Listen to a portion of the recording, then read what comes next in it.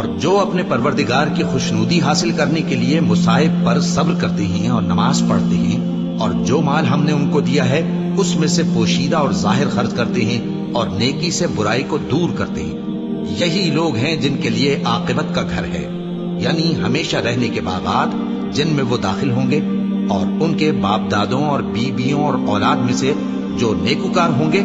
وہ بھی بہشت میں جائیں گے، اور فرشتے بہشت کے ہر ایک دروازے سے ان کے پاس آئیں گے اور کہیں گے تم پر سلام ہو، یہ تمہاری ثابت قدمی کا بدلہ ہے،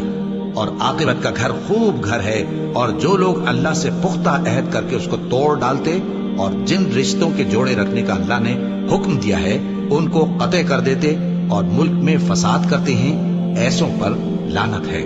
اور ان کے لیے برا انجام ہے۔ اللہ جس کا چاہتا ہے رزق فراخ کر دیتا ہے اور جس کا چاہتا ہے تنگ کر دیتا ہے،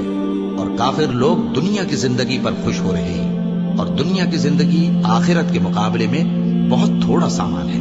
اور کافر کہتے ہیں کہ اس پیغمبر پر اس کے پروردگار کی طرف سے کوئی نشانی کیوں نازل نہیں ہوئی؟ کہہ دو کہ اللہ جسے چاہتا ہے گمراہ کرتا ہے، اور جو اس کی طرف رجوع ہوتا ہے اس کو اپنی طرف کا رستہ دکھاتا ہے، یعنی ان کو جو ایمان لاتے اور جن کے دل اللہ کی یاد سے آرام پاتے ہیں ان کو۔ اور سن رکھو کہ اللہ کی یاد سے ہی دل آرام پاتے ہیں۔ جو لوگ ایمان لائے اور عمل نیک کیے ان کے لیے خوشحالی اور عمدہ ٹھکانہ ہے۔